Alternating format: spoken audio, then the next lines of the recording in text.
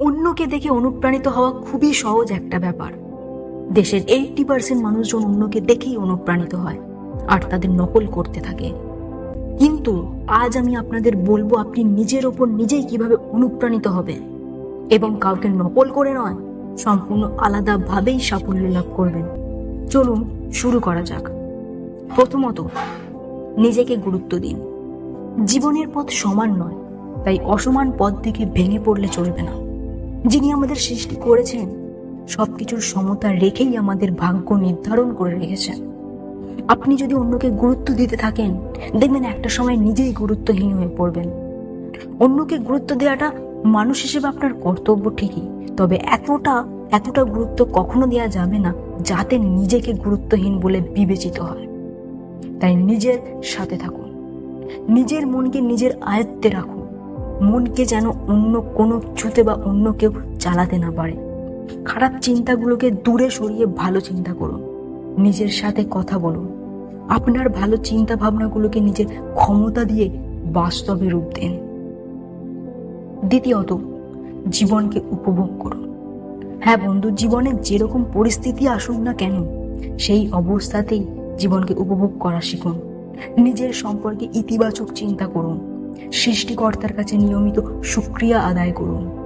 চেষ্টা করুন অন্য কাউকে সাহায্য করার মাধ্যমে তার মুখে হাসি ফোটানো। প্রতিটি দিন শেষে প্রার্থনা করুন পরের দিনটি যেন আরো ভালো কিছু বয়ে নিয়ে আসে আপনার জীবনে। তৃতীয়ত, সফল ব্যক্তিদের জীবনী পড়ুন। নিজে অনুপ্রাণিত হতে সফল ব্যক্তিদের দিকে তাকান, তাদের সম্পর্কে জানুন, মনীষীদের অনুপ্রেরণামূলক উক্তিগুলো পড়ুন। দরকার হলে একটি কাগজে লিখে আপনার টেবিলে রাখুন, যেন মাঝে মধ্যেই তা আপনার চোখে পড়ে। ভালো ভালো গান শুনুন। গান মন ও মস্তিষ্ক দুটোকেই শান্ত রাখে। চতুর্থ, সমালোচনা থেকে ভয় নয়। হ্যাঁ বন্ধু, সমালোচনা না থাকলে কেউ আলোচনায় আসতে পারে না। কোনো মানুষই সমালোচনার ঊর্ধ্বে নয়। যেখানে সমালোচনার ভয়, সেখানে উদ্ভাবনী চিন্তা শক্তির অপচয়। জীবনে চলার পথে সমালোচনা আসবেই, আর এটাকে মেনে নিয়েই এগিয়ে চলতে হবে। লোকে কি বলবে এই ভাবনা নিয়ে বসে থাকলে ভাবনার পথ শেষ হবে না। তাই সমালোচনাকে ইতিবাচক ভেবে চিন্তাকে প্রসারিত করতেই হবে। পঞ্চম, নিজের জন্য একান্ত সময় রাখুন। কাজের বাইরেও নিজের জন্য সময় রাখুন বন্ধু। সেলফ মোটিভেটেড বা নিজে উদ্যমী হওয়া মানে এই নয় যে শুধু কাজ আর কাজ। কাজের বাইরেও একটা দুনিয়া আছে যার জন্য আপনি কাজ করে চলেছেন।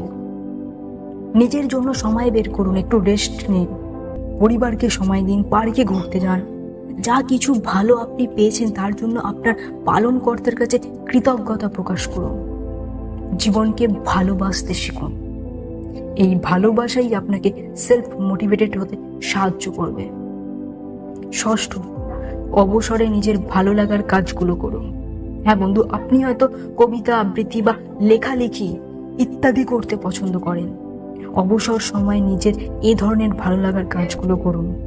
এমন অনেক উদাহরণ রয়েছে যে শখের বশে অনেক এমন কাজ করেছে যা তিনি কখনো ভাবতেই পারেননি।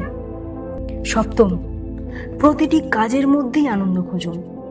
হ্যাঁ বন্ধু, সমস্যা সবারই থাকে, কিন্তু তার মানে এই নয় যে সমস্যার কথা ভেবে হতাশাকে আশ্রয় দিতে হবে।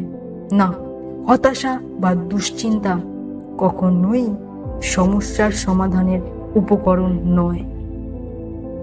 সো বন্ধুরা, ভিডিওটি আমি এখানেই শেষ করছি। ভিডিওটির মাধ্যমে যদি এতটুকুও মোটিভেট ফিল করে থাকেন, তাহলে অবশ্যই ভিডিওটিকে একটি লাইক এবং বাকি বন্ধুদের সাথে শেয়ার করতে ভুলবেন না। চ্যানেলে যদি নতুন হয়ে থাকেন তো অবশ্যই চ্যানেলটিকে সাবস্ক্রাইব করে তবেই যাবেন। দেখা হচ্ছে এইরকম একটি সুন্দর মোটিভেশনাল ভিডিওতে। ধন্যবাদ।